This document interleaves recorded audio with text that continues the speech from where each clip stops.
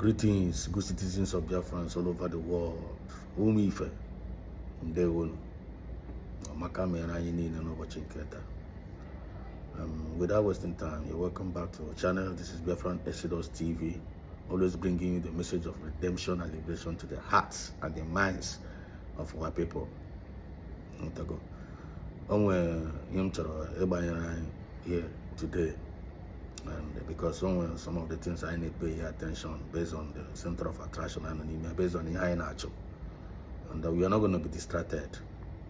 And before my buying that, it's all about when you show you when America we general actually use where we do in Africa.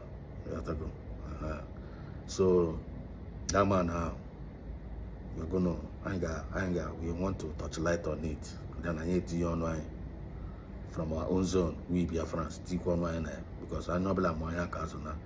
So before my buying that thing now, I'm going to go the one impression which I'm incorrect to go now based on observation. You have to go. And the bands na man no a forces and the akoro egeru. You have to go.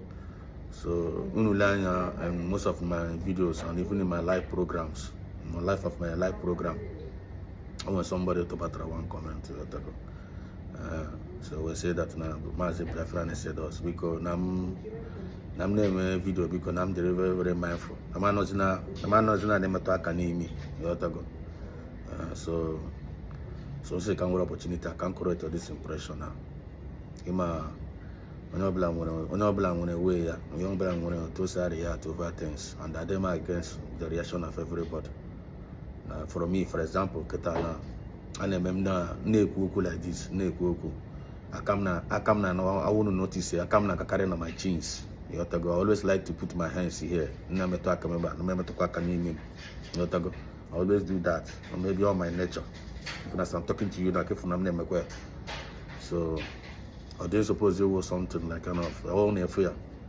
I be fear. Maybe I want to name to academy guess one I'm on the academy.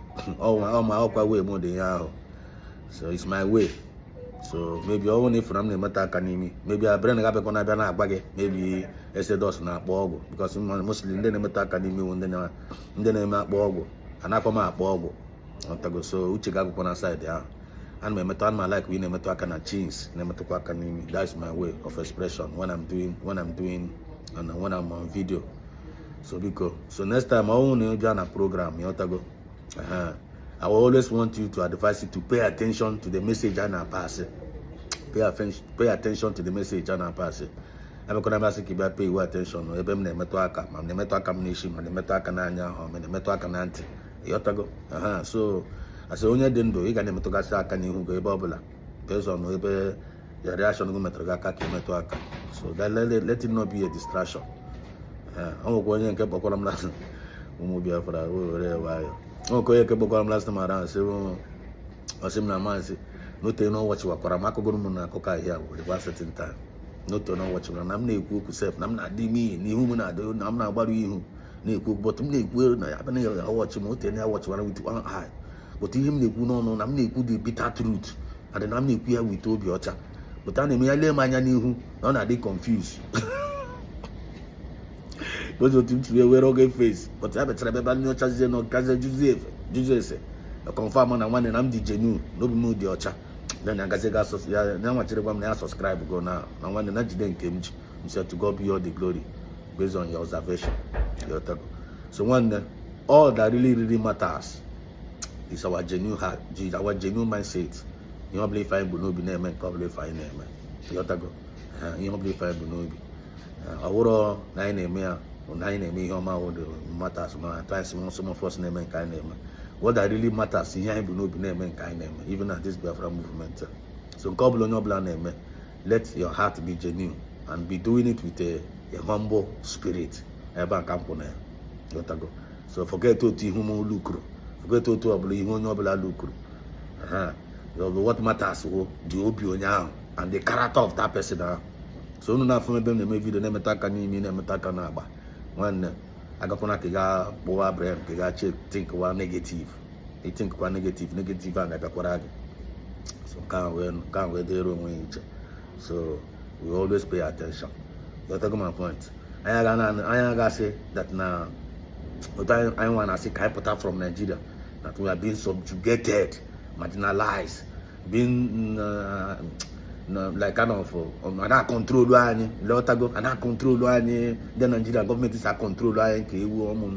But that's why the reason why we are going away from them. That's why we are looking for fairness, equity, and justice, and that's what we are fighting for.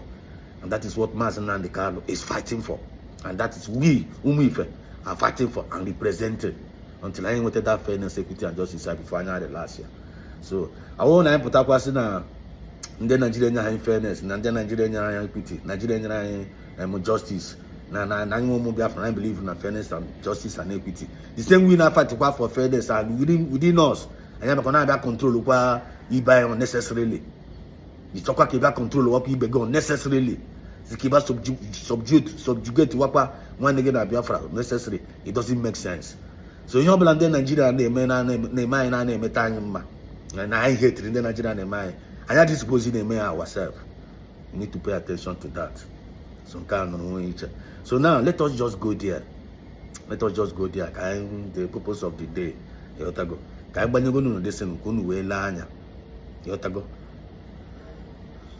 Gold. And before my banyoka this thing now, because one more reaction. For rare minerals. Excuse me. Before my banyoka this thing now, one more reaction, and I also want to chip in and to react over.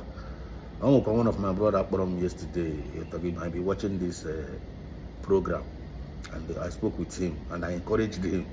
So that my brothers now child, Master said us no be number one. No be number one. Now I can know kepu that Nanda na chipu achita Master Samuel back. Now since morning eri be no be number one. Now who John Atia? No dinha chonke dinha me Master Samuel ba. Some say one nebiko. Ya no zina neche that actually na that time. Had the last one we name. Nande Finland. We kiko do aka.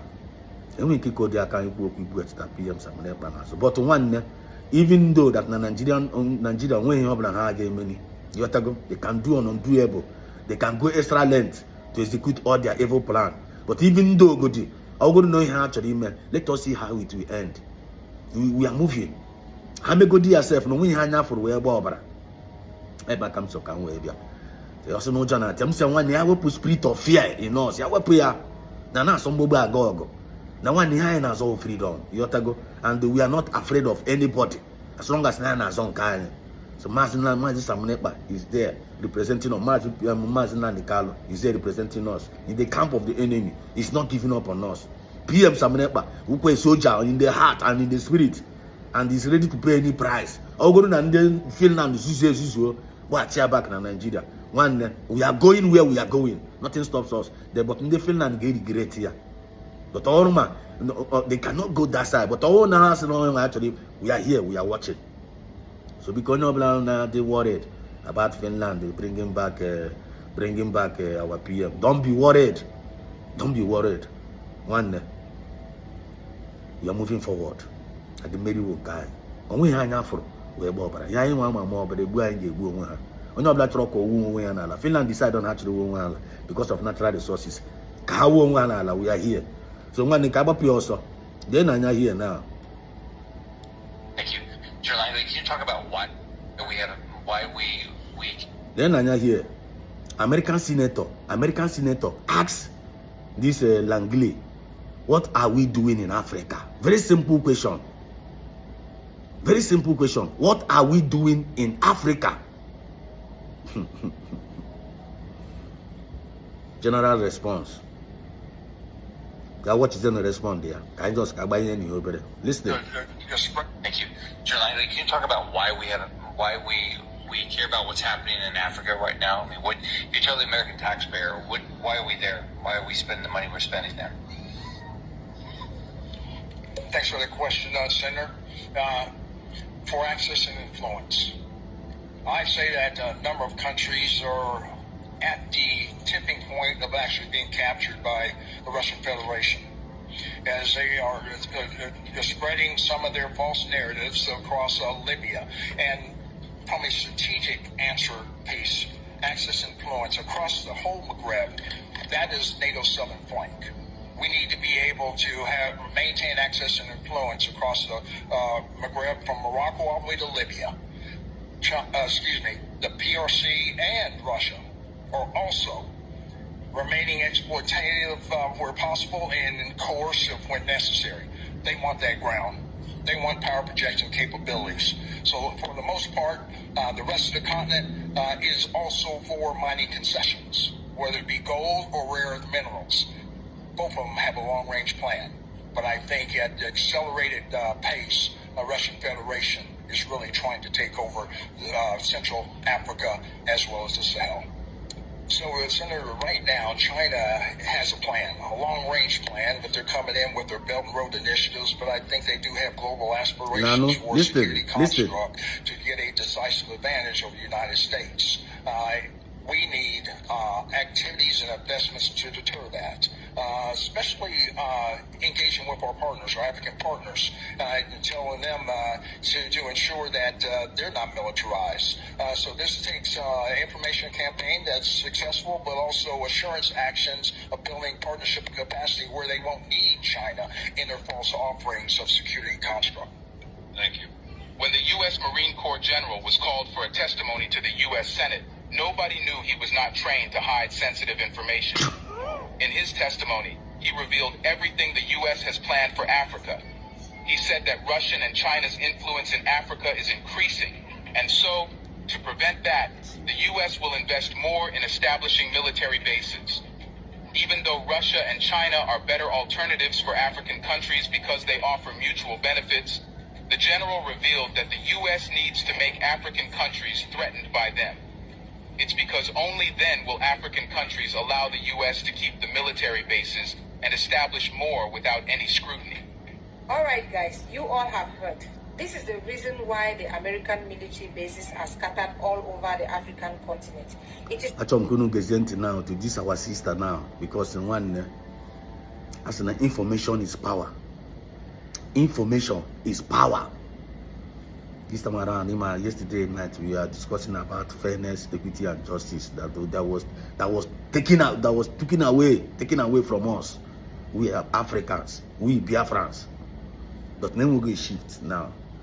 Every disappointment is a blessing. Every anyuku greediness may be here. Anyuku they destroy in here. But sometimes God will allow your enemies to make a mistake. Sometimes God will allow your enemies to make a mistake for you to get what you want. Do you get my point now? Atom couldn't follow up this thing out. Follow this thing, these revelations are up spiritually and physically without no sentiment. Come with an open mind. Then give what time at the time and the 69 on email. That single mistake and they were still by EBT in the Russia here runs within the Ukraine. The thing is backfiring on them. They are now the West they regret is Russia. The thing is backfiring on them. Then Putin being a very smart man, being a very courageous man, one ya buy black and white. Ya bet teasing Africa. Teasing Africa. Guitars now, hang was honor. I must tag you a fight was a Putin. Because he's a fight war. How was he can fight to Putin? Putin Garcia una fight him. Came to Gabana be Tirimana, came on and do Ukraine name. Kehebasarunu na ndu Ukraine. Kehebasarunu na ndu Ukraine. Kehebasarunu unwa the West. Jiwana abia etinye anya ihe mu na ndu Ukraine na-aga. So ebe nwere ike ibiti anya ihe mu na ndu Ukraine na-aga. Na nwanne mu agitikwa anya hụ na ụmụ Africa na-aga. Anya mara ji we batazie na Africa. Putin batazie na Africa. Gosinyezie Africa na chinyeze Africa. Fairness now. Fairness ha chiri na Africa now. Ihe na-agbawa ndị West obi. That was the game changer. Achọmkunu gente. Otes we draw this way, ndị America ji wee draw, senator ji wee draw that man ajụjụ. Ka ihe ha ndị America na-eme na Africa. Ka ihe ha na-eme. If you hear the man ji wee, the general self that he actually use, the man gbazie ha ọtọ. The man gbazie ha ọtọ, nyekwuzie more exposition, the agenda of ndị America na Africa. Number one, that na one iwe na-ewe ndị West kịta na Putin na-achọzi take Africa away from them. Iwe na-ewe ndị America, iwe na-ewe ndị West. Na a na-achọzi ka ha bịazie, ka ha tizie militaries, ka ha kọsụgazie some chaos, so that ka anyị remain kwa na perpetual slavery, because a na-achị nara ha nri akpụ n'ọnụ n'Africa. They are going to lose. Anyị nwa ihe anyị para ife a na-akụ. So Kunu Geziento, Kunu Fusie, or to this our sisters we are and all this thing up. And you may cheer the program for today. It is not for our own protection, it is for influence. It is for them to secure all our minerals to themselves. So right now there is serious panic in the West since Russia is in Africa right now. You know, the scramble for Africa remix is about to happen. Now that Russia is here, there is serious panic in the West. Now they are looking for means to get in even more, to secure us even more. They are talking of Libya again. They are talking of Morocco and other African countries. My dear brothers and sisters, we should wake up. The time is now. Yeah. To be very honest, the time is now. These people cannot continue to station their military here and milk us dry without helping us in any way. See? This is one of the points Mr. Julius Malema keeps shouting day in, day out. We don't need the American military. We don't need the French military on African soil because they are not here to help us. See? They are here to milk us dry. Please, I'm begging you all, rally behind our young leaders. Rally behind some of our leaders who means well for us. Don't let the Western media corrupt our minds anymore. Let them not use their propaganda again against us. All those things, when any good leader is coming up, they'll use our own people, manipulate them, just because they don't want to take responsibility of the atrocities they are committing in Africa. Please let us wake up. The time is now. It is good that you all are hearing it from their own mouths, so that we should understand. When some people are saying we don't need the military, we need to know that these are people who have seen it and understands why those things are here in Africa. We have really suffered. See? The time is now, my brothers and sisters. Let us wake up and unite this continent. Thank you. The time is now. So my people, everybody is supposed to wake up now. Everybody's supposed to be taking all the vital information here from this channel and from other platform channel. This kind of things is what we need to be listening to.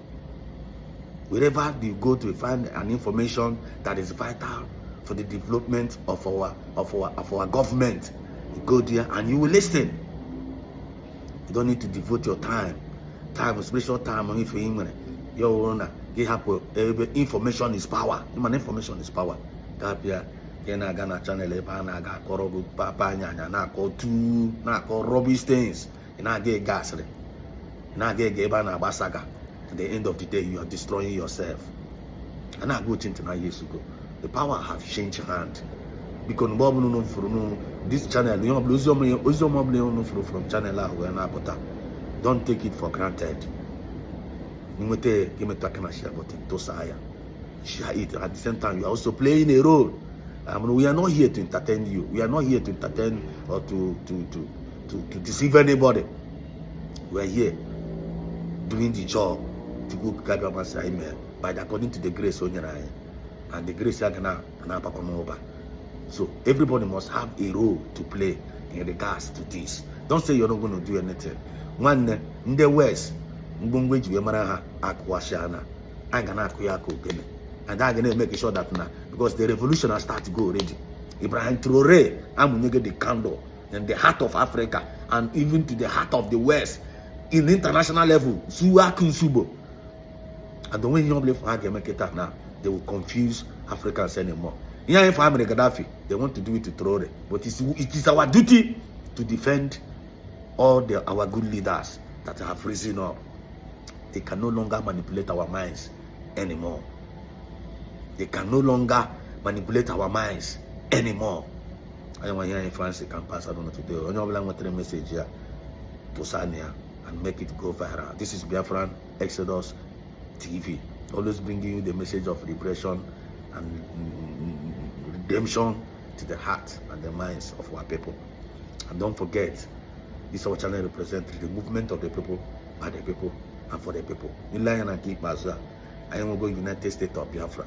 Now they are not talking about new agenda. United States of Africa is loading. On your money, man. Then this 30th of May, our new embassy is loading. Oh, in Homa, can you, man?